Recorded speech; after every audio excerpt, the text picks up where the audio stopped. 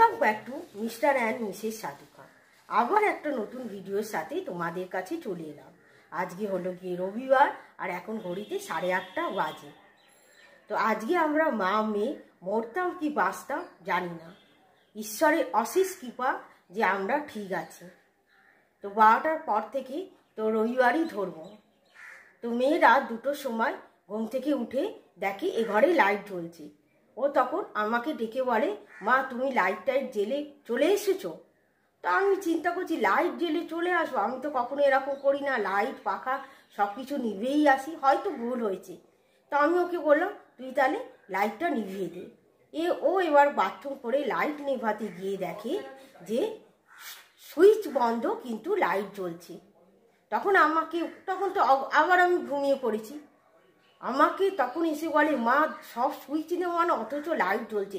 আমি ধরপড় করে উঠে বসেছি, তখন গা হাত পা আমার কাঁপছে। আমি একই কাণ্ড, সুইচ নেওয়ানো লাইট জ্বলছে। তাড়াতাড়ি করে এসে দেখি সত্যি কথা। তো এবার কি করব?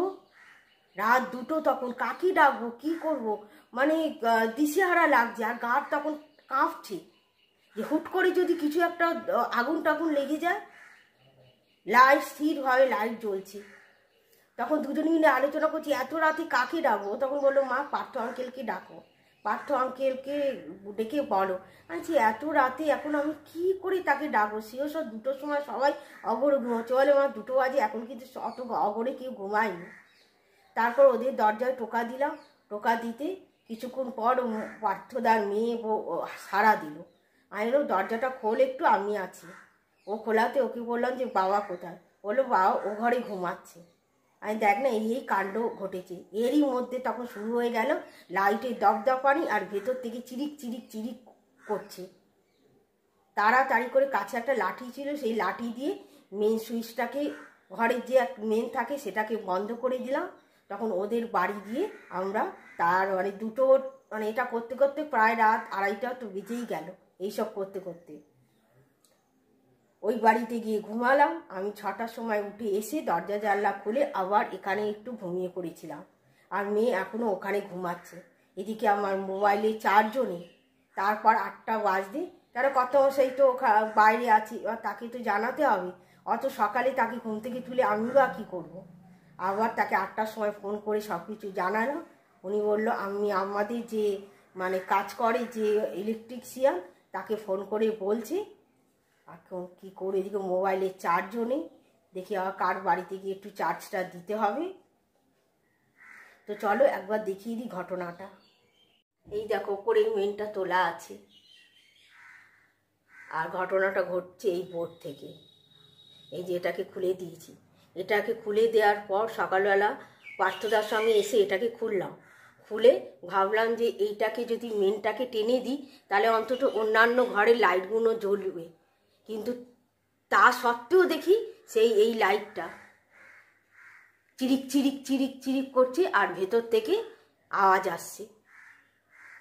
এখন সব কিছু পাখা লাইট সব কিছু ঘর বন্ধ, আর একদম অন্ধকার সব। আর রাত্রি অনেকক্ষণ পর্যন্ত আমার শরীর খুব কাঁপছিল, থরথর থরথর করে। যে যদি না মেয়ে দেখতো তাহলে তো আমরা দুজনে হয়তো পুড়েই মরতাম। কেন আমরাও জানতে পারতাম না, বেডরুমের দরজা বন্ধ করে তো ঘুমাচ্ছি, এ ঘরে কি হচ্ছে কি করে জানবো? উফ, কালকে রাতটা যা গেছে না, তো এখনো পর্যন্ত চা খাওয়া হয়নি। কেন কোনো কিছু করার আমার আর এনার্জি নেই। এদিকে বাসন টাসন সব পড়ে রয়েছে, আবার এদিকে একটু বাজার করে আনতে হবে। কেন সেই বুধবার বাজার করেছি, এখনও ঘরে কিছু নেই। অন্তত একটু চিকেন এনে চিকেনের ঝোল ভাতও করতে হবে। জানি না কি করব। এখন আগে মিস্ত্রি আসুক, উনি কি বলে দেখি। তো কাল 2টোর সময় মেয়ে উঠেছিল বাথরুমে যায় বলে, এই লাইটটা জ্বলছে, সব সুইচ বন্ধ, লাইটটা জ্বলছে। তার পরক্ষণেই কিছুক্ষণের মধ্যে লাইটটা দপদপ শুরু হয়ে গেল, আর ভেতরে তোমার চিরিক মিরিক করে আওয়াজ শুরু হয়ে গেল। হ্যাঁ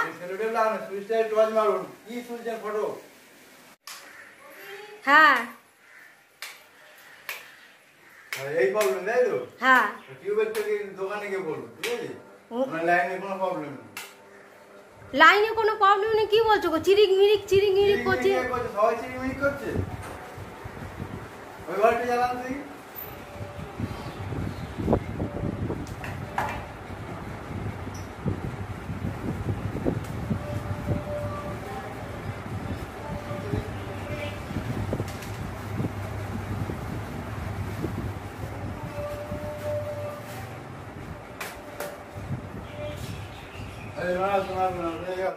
আরেকবার দেখা না না দেখাতে হবে বলছি, বাবাকে দেখাতে হবে বলছি। এইটা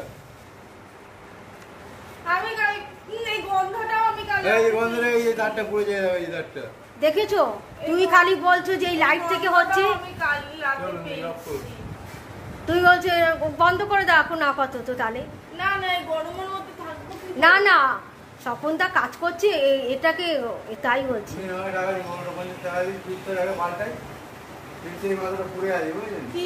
কি পুড়ে আছে? কি করে তো এখানে সমস্যাটা হলো এই যে তারটা এটা পুড়েছে আর এর মাথাটা পুড়েছে, এর জন্যে এই ঘটনাটা কালকে রাত্রে ঘটছিল। গন্ধ বেরোচ্ছে, ঘরের মধ্যে গন্ধ আছে। কত বছর পুরনো? এখানে যখন আমরা এসেছি এই স্বপনদাদের হাতেরই কাজ তো এগুলো। 24 বছর 24 সালে তো আমরা ঢুকে যাবো। হ্যাঁ, এটা হচ্ছে 25 বছর হলো। 25 বছর। আমরা আগে এসেছি, 2000 আমরা ছেড়ে চলে গেছি। আমরা 2000-এ এসেছি। একটু সামনে আসুন। কালকে আমার দেখে না ওটা যে সুইচ বন্ধ, লাইট জ্বলছে, গা হাত পা থরথর করে কাঁপছে। অত ভয় পেলে হবে? কি বলছো গো, তোমার রাত 2টো বাজে, কাউকে মানে সাহায্যের জন্য ডাকবো সেও উপায় থাকে না। বলবেন তারা এমসিবি করে নিতে সব। সে আর কি, হাতের সামনে এরকম থাকবে না কোনো সুইচ, যে ঘরে প্রবলেম করে সেই ঘরে সুইচটা অফ করে দেবে। আসুক বলবো আমাদের। পাল্টাতে হবে বুঝলেন? হ্যাঁ, বোর্ডটা তো অবশ্যই পাল্টে দেবো। বোর্ড পাল্টানো মানে এমসিবি লাগানো, তলার বোর্ডটা শুধু পাল্টাতে হবে। আর আমি যেটা বলছি শুধু ওপরটা পাল্টাবেন বলছেন তো। এই যে বোর্ডটা তুমি খুলেছো ওটা পুরোই পাল্টে দেবো, সুইচ বোর্ড সব।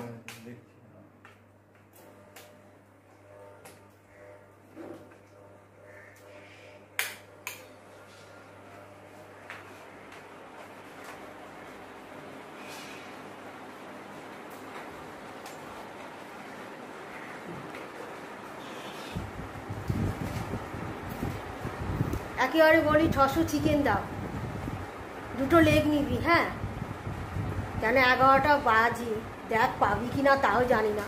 আমাকে কিন্তু ফোন করবি সঙ্গে সঙ্গে।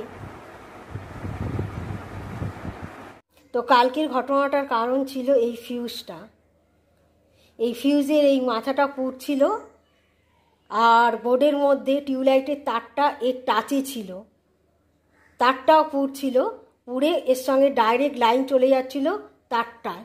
ওই কারণে সুইচ বন্ধ থাকা সত্ত্বেও টিউবলাইটটা জ্বলছিল।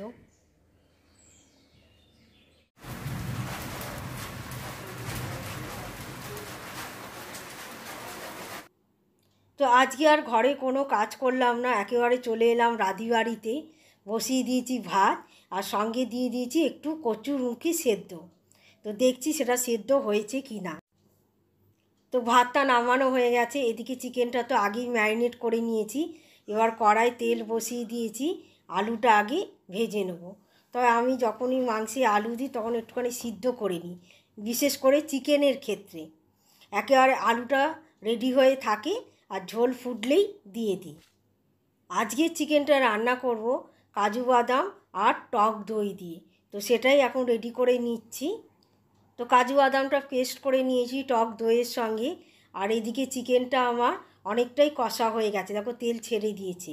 এবার আমি এই পেস্টটা ঢেলে দিয়ে কিছুক্ষণ আমি চিকেনটা ঢাকা চাপা দিয়েছিলাম, তারপর কষিয়ে নিয়ে এবার দিয়ে দিলাম চিনি। তো চিনিটা পেঁয়াজের সময় দিলেই ভালো হতো, কিন্তু ভুলে গেছিলাম। তারপর দিয়ে দিলাম গোলমরিচ গুঁড়ো আর এবার দিয়ে দিচ্ছি শাহি গরম মশলা। তো চিকেন আমার রেডি হয়ে গেছে। তো মেয়েকে খেতে দিয়ে দিয়েছি। চলো একবার রাধিবাড়িটা দেখে নিই। এখানে ভাত আছে আর এই যে কচু মাখা আছে, ওকে অর্ধেক দিয়েছি, ও খেয়েছে, ভালো লেগেছে। একটুখানি পেঁয়াজ ভাজাও দিয়ে দিয়েছিলাম। আর এই যে চিকেন, তবে চিকেন আজকে কিন্তু ঝোল করিনি, ঝোল চাইলে হবে না। আজকে ওই গ্রেভি আছে, তোকে কষাটা তুলে দিয়েছি। কিরম হয়েছে? ভালো হয়েছে। তো আমার তো মনে হচ্ছে এটা কাকের আওয়াজ, কাক যেমন ডাকলে শোনা যায়। ওই যে ওই তো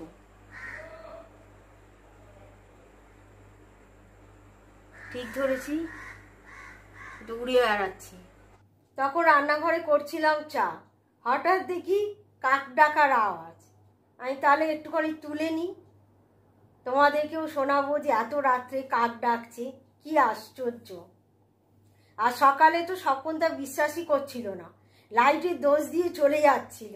মেয়ে যদি জোর না করতো, বললে আমি গন্ধ পেয়েছি, তুমি একবার ভেতরটা খোলো। মেয়ের কথা শুনেই খুলে দেখলো ওখানে এইসব কাণ্ড হয়ে আছে। আর স্বপনদাদের একটা গ্রুপই এই পুরো আমাদের কমপ্লেক্সটা লাইট বলছি পুরো এই কারেন্টের ওয়্যারিংয়ের কাজ করেছে। সেই থেকে স্বপনদার সঙ্গে আমাদের পরিচয়, আর তারপর থেকে যত কাজই সবই স্বপনদারই হাতে।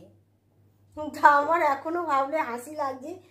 বলে কি এলইডি লাইট, ওই লাইটের দোষ দোকানে গিয়ে জানা। তাহলে আজকের মতন ভিডিওটা এখানেই শেষ করলাম। আবার একটা নতুন ভিডিওর সাথে আবার তোমাদের সঙ্গে দেখা হবে। তাহলে আজকের মতো সবাইকে টাটা, বাই বাই।